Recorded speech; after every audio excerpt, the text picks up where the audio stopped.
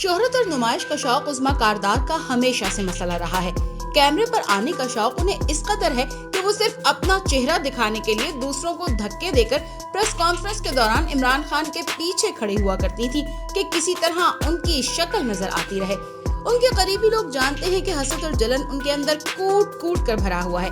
जैसे आजकल वो इस बात पर कुढ़ती रहती हैं कि मुसर्रत जमशेद चीमा हर दूसरे शो में क्यों बैठी होती हैं। वो परेशानी के आलम में इधर उधर कहती फिरती हैं कि मुसर्रत जमशेद चीमा गलत अंग्रेजी बोलती हैं, इसे मीडिया में इतनी जगह क्यों मिल रही है। अब उज़्मा कारदार की जो ऑडियो लीक हुई है, इसमें भी वो बज़ाहिर किसी मीडिया पर्सन जो प्रोड्यूसर या एंकर हो सकता है को कायल कर रही हैं कि वो कितनी काबिल शख्सियत हैं, इसलिए उन्हें शो में बुलाया जाए। गुज़िश्ता रात उनकी एक टेलीफोन ऑडियो लीक हुई है। इस ऑडियो में उन्होंने पीटीआई के अंदरूनी मामलात से मुताल्लिक निहायत गैर जिम्मेदाराना गुफ्तगू की है। खान साहब ने उन्हें क्या टेक्स्ट किए, परवेज खटक के किसके साथ नाजायज ताल्लुकात हैं, चाइल्ड प्रोटेक्शन ब्यूरो की चेयरपर्सन सारा अहमद हेलीकॉप्टरों में सफर करने के लिए क्या करती हैं, परवेज खटक किसको अपने जहाज पर बिठाते रहे, काफ लीग ने क्या गंद डाला, महर तारड़ का फयाजुल हसन चौहान के साथ क्या ताल्लुक है, फयाजुल हसन चौहान और उसके नोटिफिकेशंस की कोई हैसियत नहीं, बुशरा बीवी के पास मौक्कल हैं, और ये कि इमरान खान का एस्टैब्लिशमेंट के बगैर सर्वाइवल नहीं। ऐसे इंकिशाफात जो आपके होश उड़ाने और उनका सियासी करियर तबाह करने के लिए काफी हैं। इस वीडियो में हम आपको उज़्मा कारदार के माजी के मजीद कारनामों के बारे में बताने जा रहे हैं, लेकिन पहले ये जान लीजिए कि उज़्मा कारदार कौन है। उज़्मा कारदार की उम्र 64 साल है। ये पाकिस्तान तहरीक इंसाफ की पंजाब असेंबली की MPA हैं। इनका ताल्लुक लाहौर से है।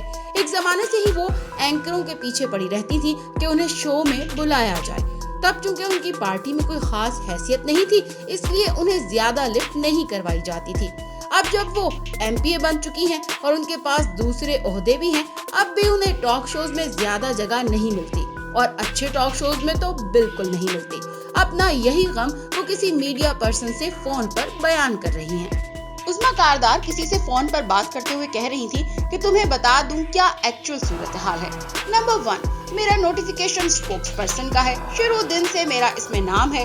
उस वक्त से मेरे पास डायरेक्ट PM का नंबर है। मेरी सिफारिश पर वजीर आजम लोगों की नोटिफिकेशन करते हैं। मेरी वजह से खान साहब ने 4-5 लोगों को चेयरपर्सन स्टैंडिंग कमेटी बनाया है। उन्होंने कहा मेरे पास खान साहब के टेक्स्ट पड़े हैं जिसमें खान साहब ने कहा है मैंने तुम्हें इसलिए पंजाब असेंबली में भेजा है ताकि मैं तुम्हें मिनिस्ट्री दूं। उन्होंने फयाजुल हसन चौहान के बारे में कहा कि फयाजुल हसन की कोई हैसियत नहीं है, उसका सारा काम राजा जहांगीर करता है। चौहान की नोटिफिकेशन की कोई वैल्यू नहीं। उन्होंने क्या कहा, जरा सुनिए। नंबर 1, मेरी नोटिफिकेशन जो स्पोक्स पर्सन का है, शुरू दिन से मेरा उसमें नाम है। मैं इस वक्त मेरे पास डायरेक्ट PM का नंबर है, इसके PA सोर्स डायरेक्ट मेरे साथ है। इसकी तो वैल्यू कुछ नहीं है। इस वक्त जो मीडिया में जो टके के लोग फिर रहे हैं, मेरी तो PDMA के थ्रू नोटिफिकेशन हो रही है। मैं तुम्हें वो भेजती हूँ कॉपीज उनकी। नंबर दो, मेरी वजह से खान साहब ने 4-5 लोगों को चेयरपर्सन स्टैंडिंग कमेटी बनाया है। मिनिस्टर्स में मुझे खान साहब ने कहा था कि मेरे पास टेक्स्ट है खान साहब के हफ्ता पहले इलेक्शन से कि मैंने तुम्हें इसलिए यहाँ पे पंजाब असेंबली में भेजा है कि मैं तुम्हें चाहता हूँ कि तुम एक मिनिस्ट्री दो ताकि तुम कोई प्रोडक्टिव काम करो। It will do wonders if we make the government in Punjab. ये हफ्ता पहले की टेक्स्ट है खान साहब का खुद मुझे सरकारी गाड़ी मिली है, उसकी वजह से दफ्तर सरकारी गाड़ी मिली है। तमाम नोटिफिकेशन से मेरा नाम है, सानिया का भी दूसरा नाम है। ये तो बाद में मिलते तरले कर के आ गए। हम लोग तो ऑफिशियल हैं। PM का उससे कोई ताल्लुक नहीं है। PM does not fall back on Chauhan. उसका सारा काम जो है वो राजा जहांगीर करता है।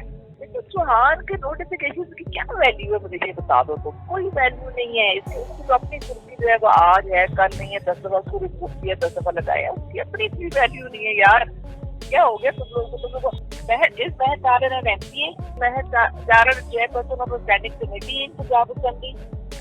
उसका तो कुछ रोल ही नहीं है, उसका तो कोई है नहीं डेजिग्नेशन। उसको तो वैसे चूंकि वो पुराने जमाने में मीडिया में होती थी, जो भी है ये MPA नहीं बन सकी, ये बाहर निकल गई। तो अब उसको इधर उधर से 2-1 सिफारिश करा के वो दोबारा घुसने की कोशिश की। कोई जगह की वैल्यू नहीं है कहीं। عظمیٰ کاردار ہر اس شخص سے حسد کرتی ہیں جسے پارٹی میں ان سے زیادہ اہمیت یا پروٹوکول ملتا ہے. شاید اسی لیے وہ سارا احمد سے بھی جیلس نظر آتی ہیں کیونکہ انہیں ہیلی کاپٹر میں بٹھا لیا گیا.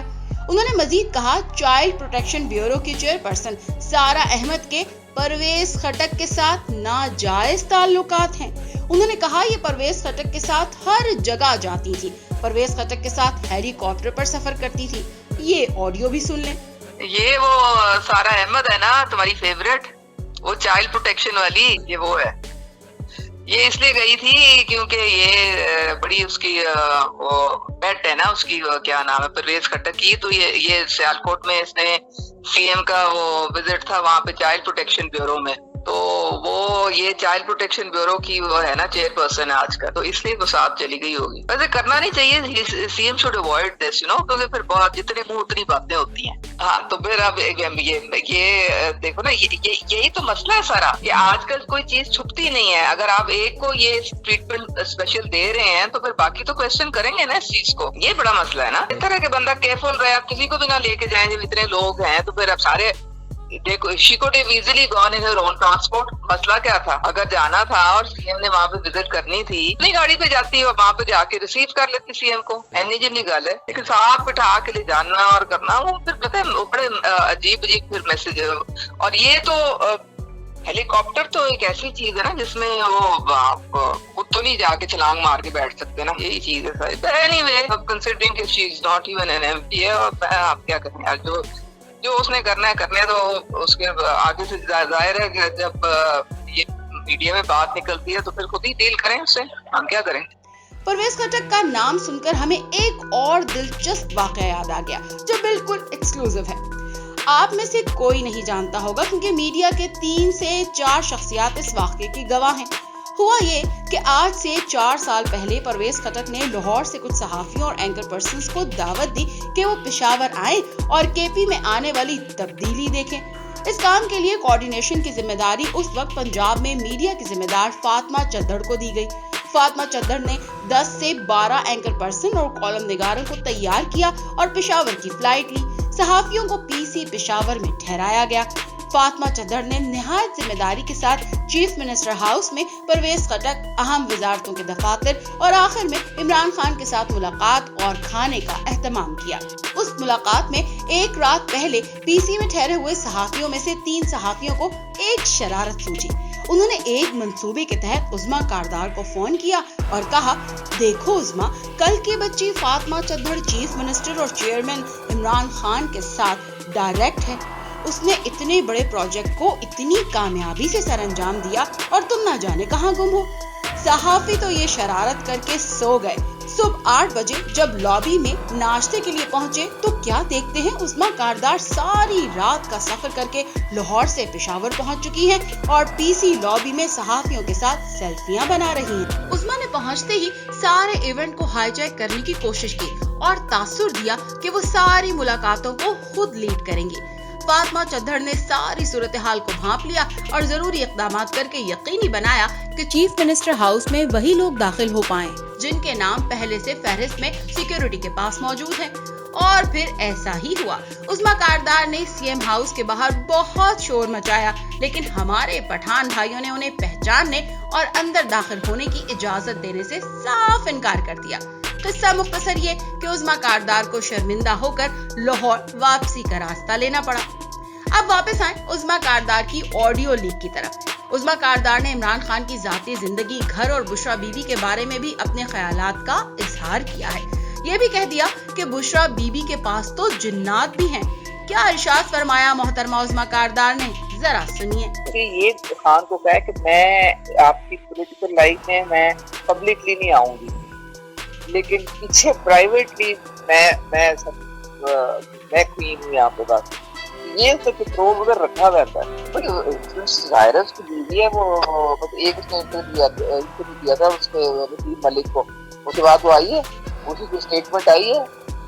تو بس یہی تو ہے. برہام خان تو آپ کو پتا ہے وہ پریکٹیکلی کتنی یہ پیچھے بیٹھ گیا تھا وہ چیز.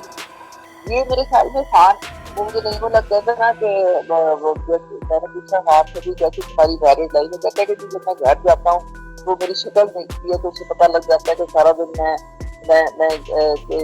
کس پرابلم سے گزرا ہوں اور پھر مجھے کوئی وہ موکل ہے. موکل کا مطلب ہے کہ وہ جن بھی ہے اس کے اندر جو موکل ہوتا ہے اسے پتہ تو لگ جاتا ہے نا کیا ہو رہا ہے تو کیا نہیں ہوتا. انہوں نے مزید کہا کہ اس وقت اسٹیبلشمنٹ کا حکومت میں اہم کردار ہے. یہ ایک کلیئر میسج ہے کہ گورنمنٹ اور خان اکٹھے چل رہے ہیں. اسٹیبلشمنٹ کے بغیر پاکستان میں کوئی حکومت نہیں چل سکتی, بنا کے رکھنی پڑتی ہے. یہ سروائیول کی جنگ ہے. آپ کو یہ آڈیو بھی سنواتے ہیں. دیکھو زیادہ تو اسٹیبلشمنٹ کا رول ہے نا اس وقت. یہ پورا میڈیا اوپر سے جو الف سے لے کے یہ تک چینج کر دیا انہوں نے. تو اب یہ چیزیں جو ہے یہ کم از کم اس وقت یہ تو کلیئر میسج ہے کہ اسٹیبلشمنٹ اور گورنمنٹ جو اوپر خان جو ہے وہ اکٹھے چل رہے ہیں. لیکن یہ اچھی بات ہے نا یار, اسٹیبلشمنٹ کے بغیر یہاں پہ حکومت کو چل سکتی ہے پاکستان میں؟ مجھے یہ بتا دو جواب. تو بنا کے رکھنی پڑتی ہے ورنہ تو باقی سروائیول کی جنگ ہے. اس آڈیو میں عظمیٰ کاردار نے 4 باتیں اہم کی ہیں. سارا احمد کے چیف منسٹر اور پرویز خٹک کے ساتھ تعلقات تھے. فیاض چوہان اور اس کے جاری کردہ نوٹیفیکیشنز کی کوئی حیثیت نہیں.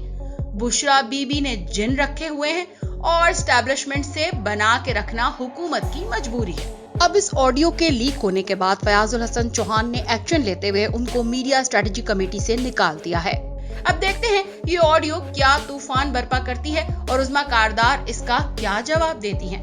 اگر آپ کو ہماری ویڈیو پسند آئی ہے تو ویڈیو لائک کریں اور ابھی نیوزیم کو سبسکرائب کریں. اپنی رائے کا اظہار کامنٹ سیکشن میں ضرور کریں.